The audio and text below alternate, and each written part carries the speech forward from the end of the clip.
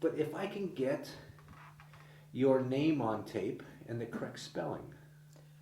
Elsa Wulff, W-U-L-F-F. And Elsa is E-L-S-A. And what was your maiden name?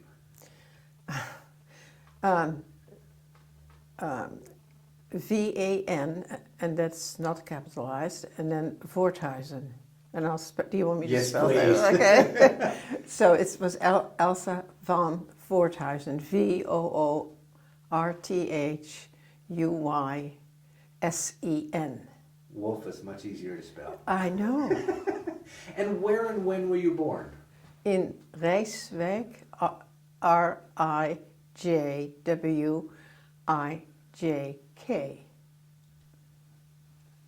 And when In the Netherlands, and that was on August 7th, 1930. Okay, great. So quite an adventure from where you grew up to Oh, here. yeah. It's interesting because over here, of course, everybody, World War II started with Pearl Harbor in the States, even though the war had been going on for many years prior to that. As a little girl, it'll be interesting to see the different perspectives too. As a little girl growing up, what did you want to be? Do you remember?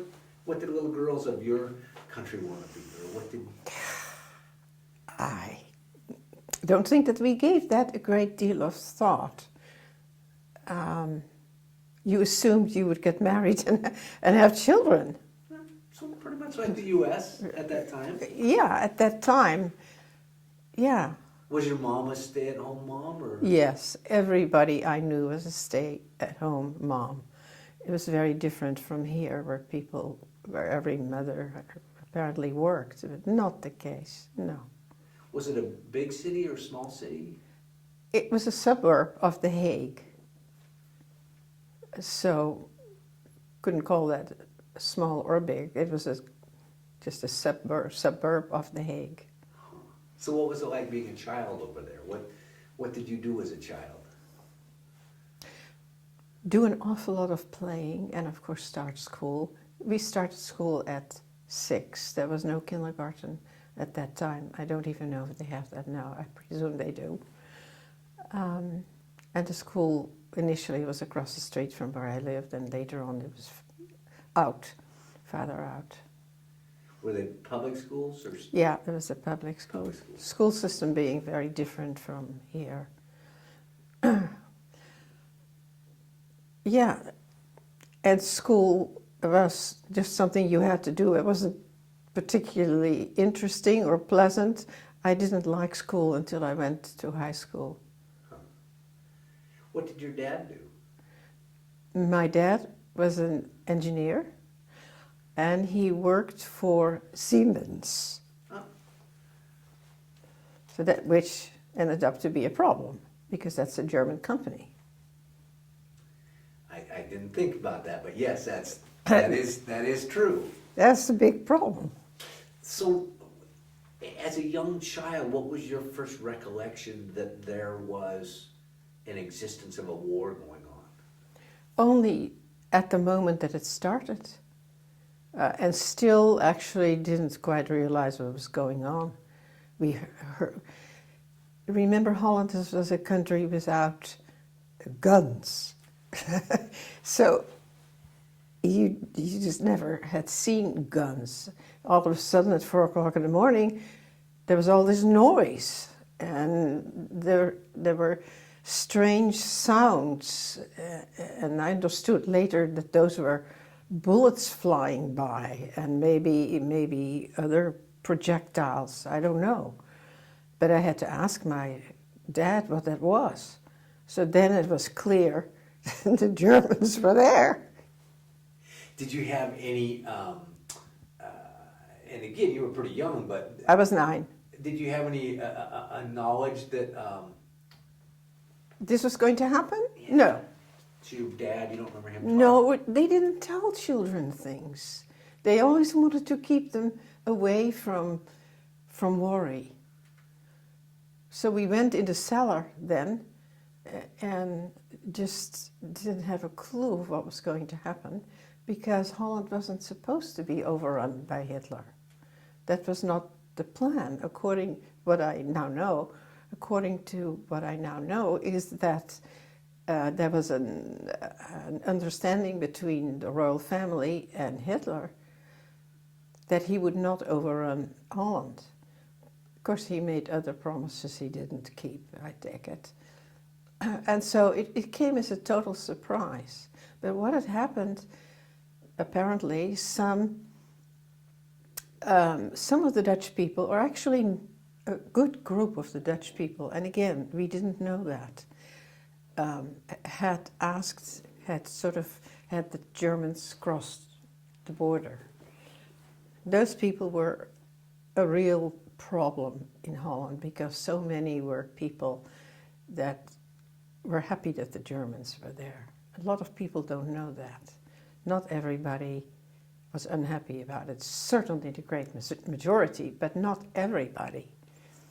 Was the economy bad in Holland? No, not at all. So it wasn't promised, because I know in some countries, Hitler promised jobs. No, not at all.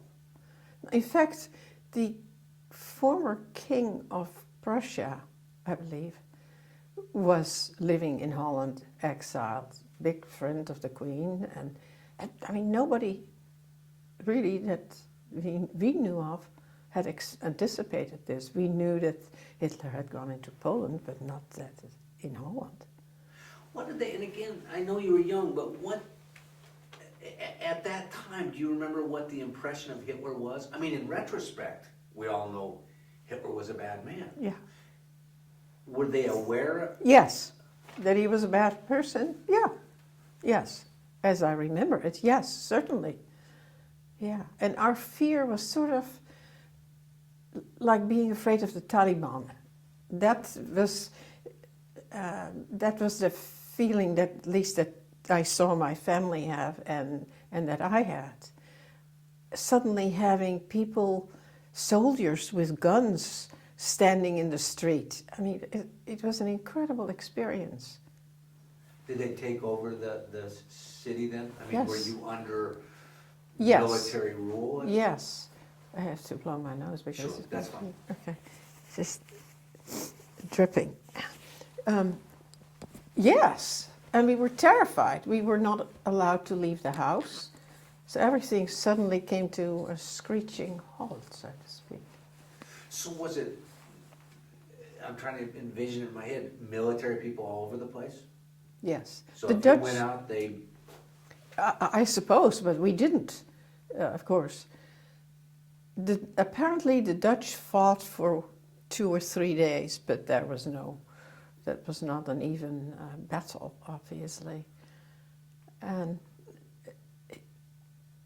then everything, not suddenly, but gradually on, started to change because the Queen fled, the whole royal family fled, the governments closed, and in no time fled. I mean, people couldn't go to work, of course, initially, but then, for instance, in our case, my dad was found himself working for the enemy. So he quit. He wasn't going to do that. Other people in other government jobs and professors, for instance, at the universities, had to sign that they would cooperate with the enemy. And some did, most of them didn't. Eventually, all the schools closed anyway.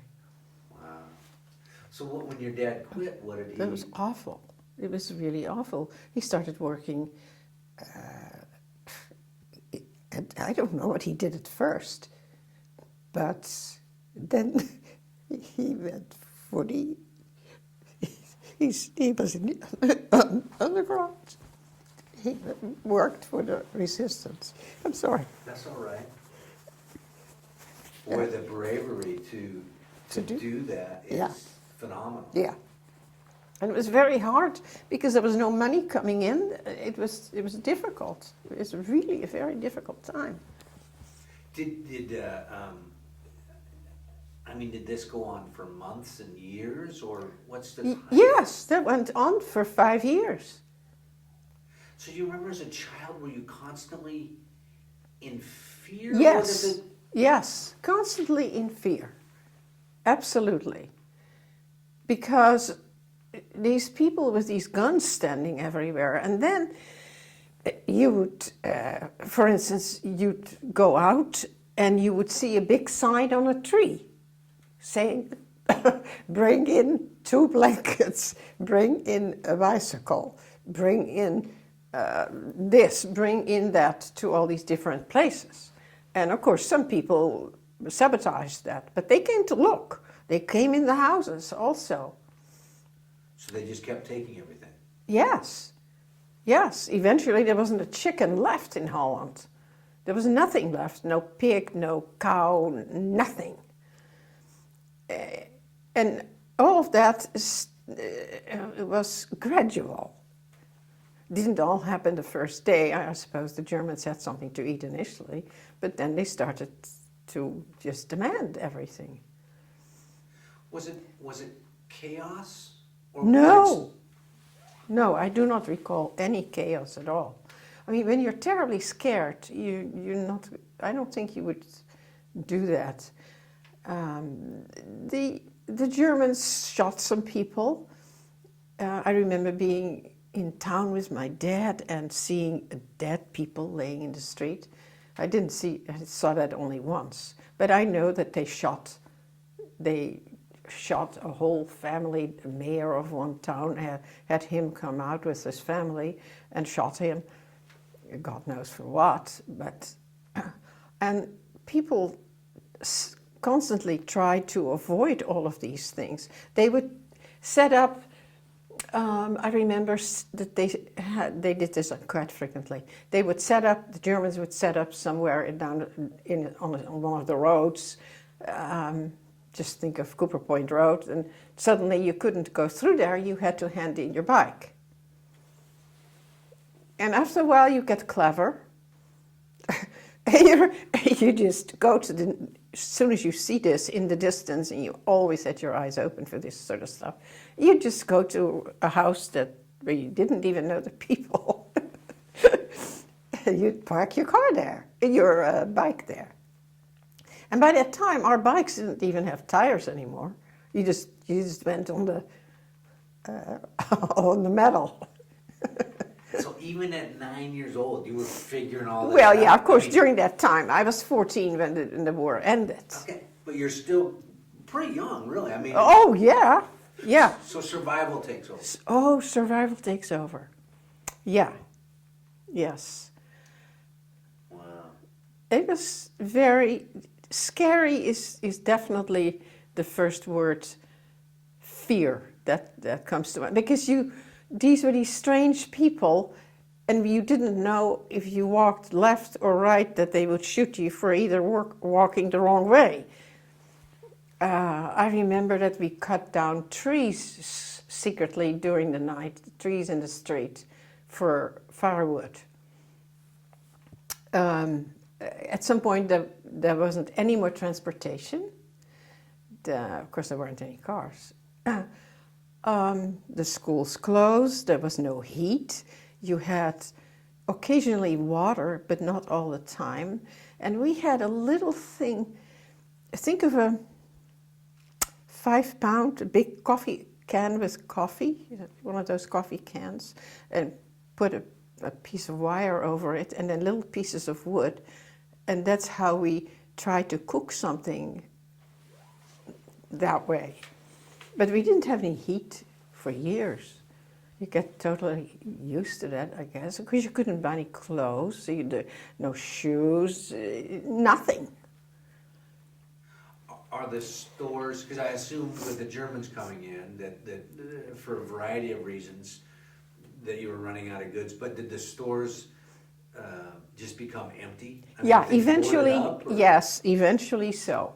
Eventually so. Of course, there were a lot of bombardments too, and that created rubble and stores that were no longer there, houses that were no longer there. Yeah, and it looks like just like some of those scenes that you see from Baghdad at some point, and you just, there's the sirens would go off. Oh yeah, that was the other thing. Those were what they called the V1 and the V2. Do you know what I'm speaking of? Mm-hmm. Yeah. Well, I think it was, I don't know which one of the two it was, but there was one of those platforms fairly close to where we lived. And that was also very scary because they would shoot those off to London, generally to England. They couldn't really determine exactly where they were going.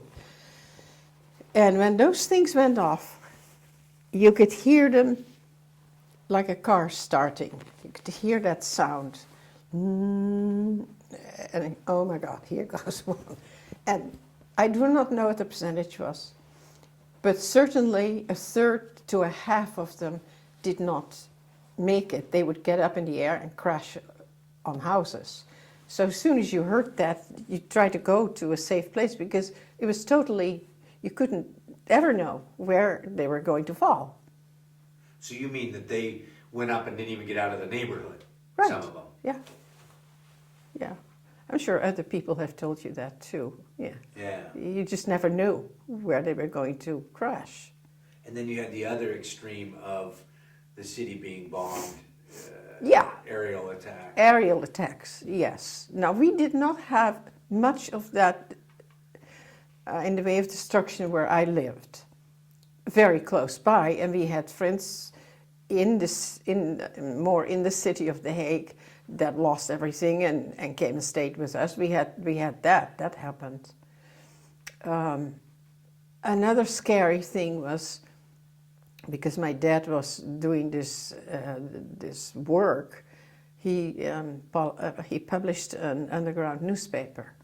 He had 13 radios hidden under the floor. Wow. And he would, it's one of those things where you see people being underground and the rug is over it and nobody knows is the wiser of it. So he did that with a friend. A friend lived across the street. And then these had to be distributed. And he would listen to the BBC and publish, because we didn't have, and there was no communication whatsoever. We didn't know what was going on. That was when I came here first and people started talking about Pearl Harbor. At first, I had to think about that because nobody talked about Pearl Harbor. That was no big deal there. Wow.